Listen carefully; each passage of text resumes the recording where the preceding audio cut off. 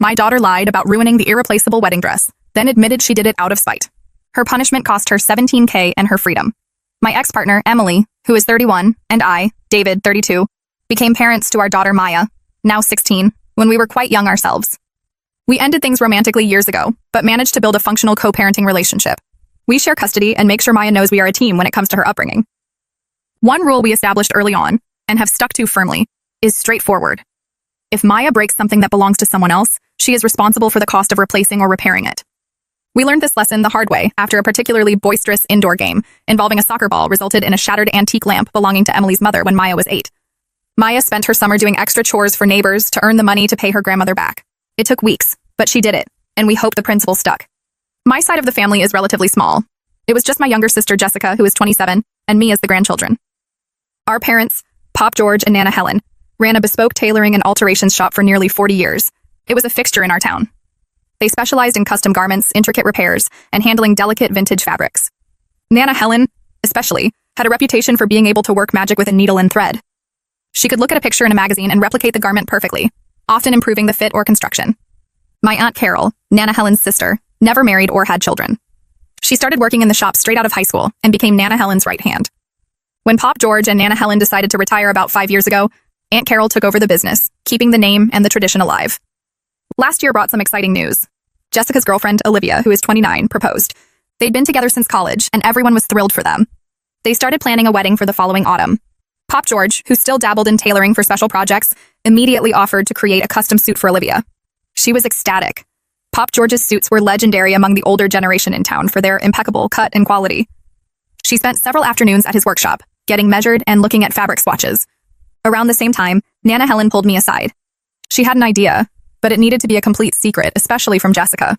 She asked me to casually bring up wedding dresses with Jessica, find out what her absolute dream dress would look like, and report back, maybe even sketch it if I could. Nana Helen knew Jessica would likely brush off any direct questions or downplay her desires, thinking anything truly special was out of reach financially. So, a few days later, while Jessica and I were grabbing coffee, I steered the conversation toward the wedding plans. I asked her, just hypothetically, what kind of dress she'd choose if money were no object. Thinking it was just sibling banter, Jessica let her guard down. She described this beautiful, intricate gown she'd seen in a high-fashion magazine, detailed lace, a specific cut, delicate beadwork. She sighed as she described it, adding that it was wildly impractical and cost a fortune, so she was looking at simple, off-the-rack options instead. I made mental notes and later sketched out the key features she'd mentioned, relaying everything back to Nana Helen. Nana Helen then spent the next 4 months dedicating almost every spare moment to Jessica's dress. She sourced fabrics that were incredibly similar, high-quality silks and French lace, costing a small fortune themselves. Aunt Carol told me later that Nana Helen often worked late into the night in her home studio, meticulously hand-stitching the delicate lace appliques and sewing thousands of tiny seed pearls onto the bodice and skirt. She consulted her old pattern books and used techniques Aunt Carol hadn't even seen before. It was a labor of love, poured into what she knew would likely be the only wedding dress she'd make for a grandchild, given it was just Jessica and me. The reveal happened at a family dinner a few months before the wedding was initially planned. After dessert, Nana Helen asked Jessica to close her eyes. Pop George and I brought out a garment bag. When Jessica opened her eyes and Nana Helen unzipped the bag, Jessica gasped. It was the dress she had described, brought to life. It shimmered under the dining room lights. Nana Helen urged her to try it on. Jessica disappeared into a bedroom and came back out wearing it. The fit was perfect, as if Nana Helen had taken measurements in secret. Jessica slowly turned, running her hands over the silk and lace. Tears welled up in her eyes. Emily, who was there with Maya, had tears too. Even Pop George cleared his throat and looked away for a moment. It was an incredible gift, embodying Nana Helen's skill and affection. Life took a difficult turn a few months after that. Nana Helen fell ill quite suddenly. It was aggressive and she passed away just 6 weeks later. The loss hit everyone hard. The shop felt empty, even with Aunt Carol there. Family gatherings were subdued. Pop George spent a lot of time quietly organizing Nana Helen's sewing room. Jessica was particularly affected. She and Nana Helen had always been close, sharing a love for fabrics and design. The wedding planning came to a halt. After some time, Jessica decided she still wanted to wear the dress. She told Olivia that wearing it would feel like Nana Helen was still part of the day, a tangible piece of her presence. That brings us to the incident 3 days ago. With the wedding rescheduled for later this year, things were slowly moving forward again. Knowing Jessica was still struggling with Nana's absence, I suggested Maya and I pay her a visit, just to hang out and offer some company. Emily agreed it was a good idea. We drove over to Jessica's apartment on Saturday afternoon. We chatted for a while, looked at some potential flower arrangements Olivia had bookmarked, and generally tried to keep things light. Jessica seemed better than she had been in weeks. At one point, Maya wandered into Jessica's spare room, where where the wedding dress was carefully stored in its garment bag, hanging on a sturdy hook. Maya came back into the living room and asked Jessica if she could try the dress on. Jessica paused, then politely but firmly told her no, explaining it was incredibly delicate and had been made exactly for her size. Maya pulled a face for a second but didn't argue, seemingly dropping the subject. A little later, we decided to order takeout for dinner. The restaurant wasn't far, but they didn't deliver. Jessica and I volunteered to go pick it up. Maya said she'd rather stay behind, mentioning she wanted to play with Jessica's small dog Buster and maybe finish some homework she'd brought. It seemed reasonable enough. She was 16, responsible enough to be left alone for 30 minutes. We were gone for maybe 40 minutes tops. When we got back to the apartment building, I noticed Jessica's front door was slightly ajar. I pushed it open, calling Jessica's name. There was no answer from the living room. We walked further in. The door to the spare room was wide open. And then we saw it. The beautiful dress, Nana Helen's final masterpiece, was lying in a heap on the floor. It wasn't just wrinkled, it was mangled. The garment bag was torn open. Long, jagged cuts sliced through the bodice and skirt. Delicate lace was ripped away, beads scattered across the carpet like tiny lost tears. Several seams were violently split open. Maya was standing near the wreckage, holding a pair of fabric shears, her face streaked with tears. Buster the dog was cowering under a chair. Jessica made a small noise and sank onto the edge of the spare bed, her hands covering her mouth. She stared at the ruined dress, her face completely white. She didn't say anything for what felt like a long time. Then, very quietly, she asked us to leave. Her voice was flat. I took Maya by the arm and led her out of the apartment. Once in the car, I told her she was grounded indefinitely. No phone, no laptop except for schoolwork under supervision, no going out with friends. When we got back to my place, I took pictures of the dress from every angle Jessica had sent me in a distraught text moments after we left. I forwarded them to Aunt Carol, asking if there was any conceivable way to salvage it. Aunt Carol called me back within the hour. Her voice was strained. She said there was no chance. The cuts were too deep, too random, right through the most intricate parts of the handwork and expensive fabric. It wasn't like a popped seam or a small tear that could be invisibly mended. It was butchered. She explained that, based on the materials Nana Helen had sourced, and the sheer hours involved, she estimated Nana Helen must have spent close to 500 hours on it. The dress's replacement cost would be significant. Given the unique fabrics, the hand-sewn beadwork, and the complexity Nana Helen had put into it, she estimated the cost to recreate it as closely as possible would be around $14,000. Even then, it wouldn't be Nana Helen's dress. Maya has about $17,000 saved up. She's worked part-time jobs since she was 14, babysitting, helping at the local library, tutoring younger kids. She also won a couple of regional writing competitions with decent cash prizes. This money was earmarked for college-related expenses, not tuition itself. Emily and I have separate savings plans for that. But for things like books, supplies, maybe a semester abroad, dorm room setup, general living costs, the extras that make college life easier. Remembering our long-standing rule, I knew what needed to happen. The next morning, I took Maya to the bank. As she is still a minor, I have access and control over her account. I initiated a transfer. $14,000 would go directly to Aunt Carol to cover the cost of materials and labor for recreating the dress as best as possible. The remaining $3,000 would go to Jessica, explicitly designated as compensation for the emotional distress and the destruction of an irreplaceable heirloom. Throughout the bank visit and the drive home, Maya was sobbing. She kept asking what she was supposed to do now for all the college things she'd been saving for. She insisted it wasn't entirely her fault, that she panicked when the seams ripped and she couldn't get it off. I told her the initial ripped seams might have been fixable, though she still would have been punished severely for disobeying Jessica and trying it on in the first place, especially knowing how delicate it was and that it clearly wouldn't fit her. Maya has a much larger frame than Jessica, whose health issues keep her very slender. I pointed out that trying on the dress after being explicitly told no was the first mistake. The second, and far more destructive one, was taking scissors to it instead of waiting the 15 minutes for us to return and help her. Panic didn't explain hacking it to pieces. I also reminded her that finding money for college extras could involve getting a part-time job during her studies, applying for more scholarships, or budgeting carefully. Consequences of her actions. Maya immediately called Emily when we got home. Emily called me shortly after. She had heard Maya's tearful, panicked version first. Emily agreed Maya was completely in the wrong for trying on the dress, and especially for cutting it.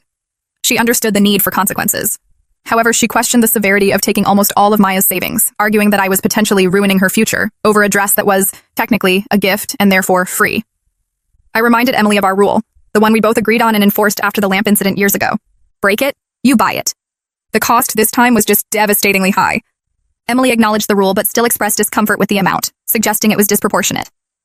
We ended the call with the issue unresolved between us. Update 1. The conversation with Emily continued over text later that day. I reiterated the details Aunt Carol had given me about the cost and the sheer amount of work Nana Helen had put in.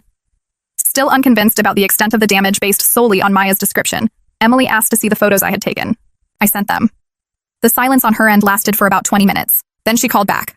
Her tone was completely different.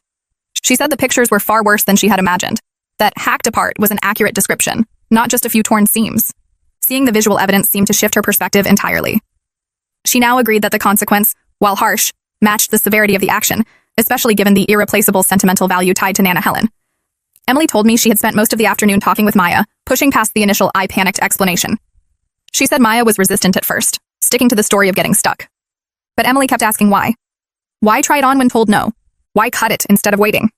Eventually, Maya broke down and told Emily the real reason. She confessed she hadn't just panicked. She had tried the dress on, felt the seams pop almost immediately because it was far too small, and managed to wriggle out of it with only minor damage. But then, standing there looking at the beautiful dress, Nana Helen's dress made for Jessica, she felt a surge of anger and resentment. She told Emily it wasn't fair that Jessica got this incredible custom-made reminder of Nana Helen, while Maya felt she got nothing comparable, despite inheriting several pieces of Nana's jewelry and some cherished books after the funeral. In that moment of jealousy and anger, Maya picked up the fabric shears Jessica kept in the sewing basket in that room and deliberately cut the dress apart. Her reported words to Emily were chilling.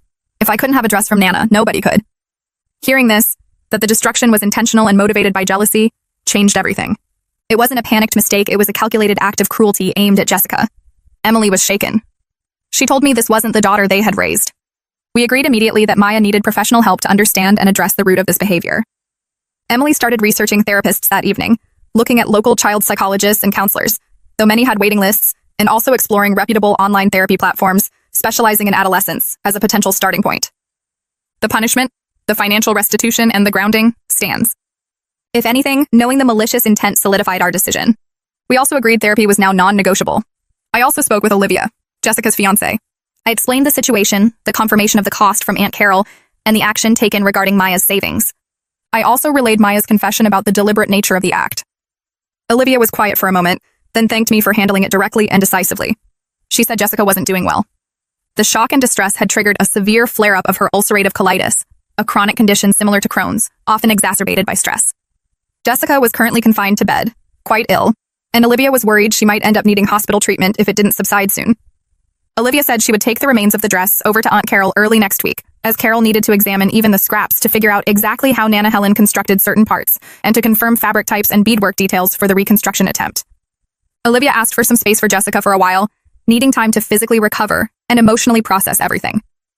She understood we were addressing it with Maya, but emphasized Jessica needed peace. Regarding the $3,000 earmarked for Jessica, Emily and I discussed the new information. We decided its fate would depend on Jessica's health and Maya's progress. If Jessica's illness worsened to the point of hospitalization due to the stress Maya caused, that $3,000 would be used towards any uncovered medical expenses. If Jessica recovered without needing the hospital, we would hold on to the money for now. Its potential return to Maya would be conditional on her actively participating in therapy, demonstrating genuine remorse through changed behavior, and making sincere efforts to make amends over time, months down the line at least. Aunt Carol has begun the painstaking process of trying to recreate the dress. She's sorting through Nana Helen's extensive collection of notes, sketches, and fabric samples, trying to match everything precisely. She mentioned finding some preliminary sketches Nana Helen had made that corresponded with my initial description, which was a small relief.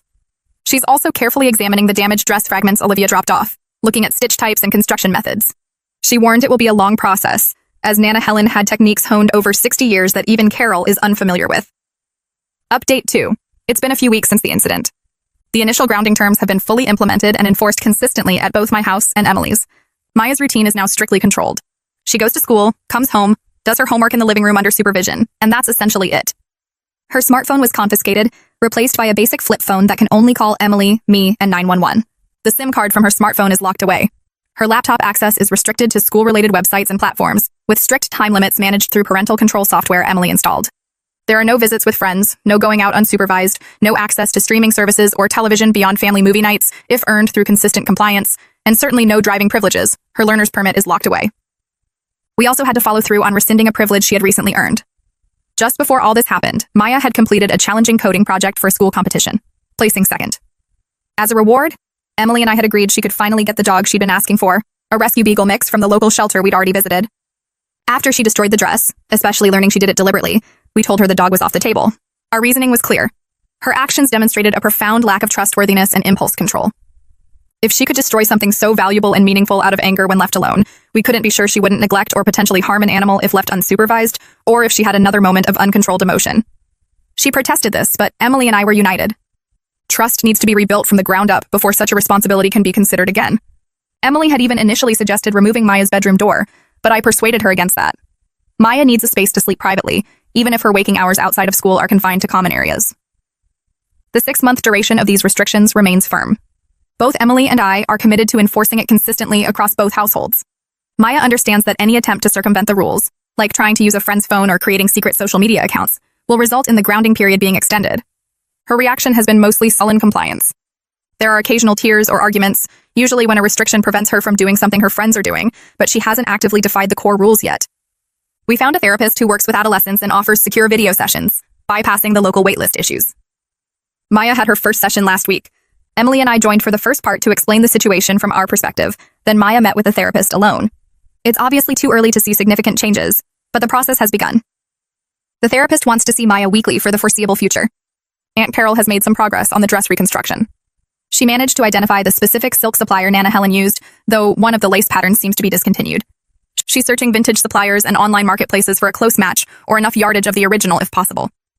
She did manage to carefully remove a small panel of the least damaged beadwork from the original dress, hoping she might be able to incorporate that tiny piece of Nana Helen's actual handiwork into the new gown, perhaps sewn inside the lining or near the hem, as a hidden tribute. It's a slow, meticulous process. She estimates it will still take several months to complete, assuming she can source all the materials.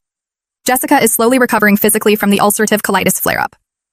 Olivia reported that she is out of bed more often but still tires easily and needs to manage her stress levels carefully. She avoided hospitalization, which was a relief. Because of this, the $3,000 remains set aside, its fate still tied to Maya's progress in therapy and her demonstrated efforts towards making amends, which haven't truly begun yet beyond basic compliance with her punishment. Jessica is still not ready to see or speak with Maya, and we are respecting her need for space. Olivia acts as the intermediary, providing brief updates on Jessica's health and conveying necessary information about the dress reconstruction to Aunt Carol. Update 3. It's now been roughly 2 months since Maya destroyed the dress. Life has settled into a tense, monotonous rhythm, dictated by the terms of her grounding and the ongoing emotional fallout. Maya continues her weekly video therapy sessions. Emily and I have joint check-ins with the therapist every few weeks. The feedback remains consistent. Maya participates in the sessions, answers direct questions, but remains emotionally guarded. The therapist mentioned Maya often describes events in a passive voice, minimizing her own agency, particularly concerning the dress incident. When discussing Nana Helen, Maya reportedly expresses missing her, but discussions about Jessica or the dress itself often lead to deflection or long silences. The therapist noted Maya hasn't yet articulated a clear understanding of why her actions were so damaging beyond the obvious physical destruction. The grasp of the sentimental significance, the violation of trust, and the targeted nature of the act seems superficial, often framed as getting caught or getting in trouble, rather than genuine accountability for the hurt caused. The therapist recommended patience, stating that breakthroughs, if they happen, can't be forced. At home, the atmosphere is quiet. Maya adheres to the strict schedule: school, supervised homework in the dining room, basic chores, setting the table, loading the dishwasher, keeping her room tidy, checked daily by me or Emily when she's at her house, dinner, then perhaps reading a school-assigned book or working on homework again until bedtime. She doesn't argue about the rules anymore. It's more of a resigned, almost mechanical compliance. There's no laughter, no spontaneous chatter about her day unless prompted, and even then, answers are brief. The sullenness I mentioned before hasn't dissipated. It's settled into a quiet withdrawal. For example, last week I tried to initiate a conversation about a book she was reading for English class, one I remembered enjoying in high school. She just shrugged, said it's okay, and turned back to the page, effectively shutting down the interaction. This kind of passive resistance is common. She does what she is told, but offers nothing more. The incident with the dog adoption flyer happened about 2 weeks ago. She saw it pinned to the community board at the library, where she was picking up some reserved school texts. I waited outside. When she got back in the car, she held the flyer and just stared at it for a long time. Then she quietly asked if maybe, just maybe, since she hadn't broken any rules, we could reconsider the dog. I looked over at her. I kept my voice even and told her, Maya, the dog wasn't just about following rules. It was about trust and responsibility. What you did with the dress showed a serious lack of judgment and control when you were upset. An animal depends on you completely. We can't revisit getting a dog until we see consistent evidence, over a much longer time, that you can handle responsibility and manage your emotions constructively, especially when things don't go your way. That trust needs to be rebuilt from the ground up. She didn't argue, just crumpled the flyer slowly in her hand and looked out the window for the rest of the drive home. The silence felt heavy. There was also a near encounter last weekend. Emily had taken Maya grocery shopping, one of the few approved outings, always supervised. As they were heading to the checkout, Olivia, Jessica's fiancée, walked into the same aisle from the other end. Emily said Maya saw her, froze for a second, then physically ducked behind a large display of paper towels, avoiding eye contact entirely. Olivia didn't appear to notice them. Emily didn't force an interaction, but she told me Maya was visibly tense and silent for the rest of the shopping trip and the car ride back. It was a clear indication that Maya is aware of the social ramifications among the family, even if she's not ready to confront them. On the dress front, Aunt Carol is facing real challenges. The lace issue is proving significant. She spent weeks contacting suppliers across the US and even in Europe. She ordered samples of several potential replacements, showing them to me when I stopped by the shop. None had the same delicate weave or the specific floral motif of Nana Helen's choice. One was too coarse, another too modern-looking. Carol laid the salvaged fragment of the original lace next to the samples, and the difference in quality and character was stark. She's now discussing options with Jessica, via Olivia. They might have to choose a different, high-quality lace that complements the silk, accepting that an exact replication is impossible. Carol described this as making a cousin, not a twin, of Nana's dress. She did, however, perfectly match the specific shade of ivory silk and the fine thread Nana Helen preferred. She showed me the small, carefully cleaned panel of original beadwork she plans to incorporate.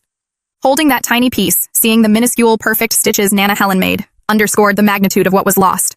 Carol is meticulously documenting every step, creating new patterns based on Nana's notes and the dress fragments. But progress is slower than anticipated due to the material sourcing difficulties. Jessica is doing better physically. Olivia sent me a brief text saying Jessica has returned to work full-time and is managing her health carefully. She is still keeping her distance from Maya and hasn't asked about her or the situation directly. The message is clear. She needs more time. The wedding plans are inching forward, but Olivia mentioned Jessica's enthusiasm waxes and wanes. Some days she's focused on vendor contracts. Other days, the subject is clearly painful.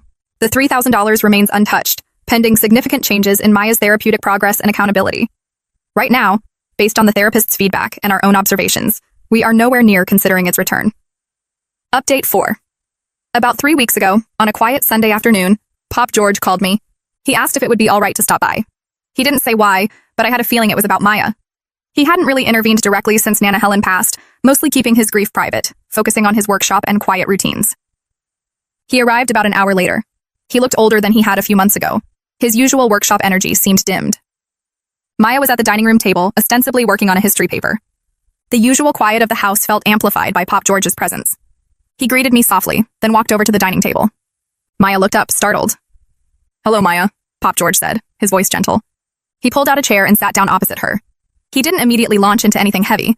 Instead, he started talking about Nana Helen, but not about her death. He talked about her hands. He described how they were never still, always sketching, pinning, stitching. He recalled a time when Jessica was small, maybe 6 or 7, and desperately wanted a specific doll dress she saw in a catalog. It was too expensive. Nana Helen stayed up late for 2 nights, drafting a pattern from the tiny catalog picture and sewing a perfect miniature version, complete with tiny buttons.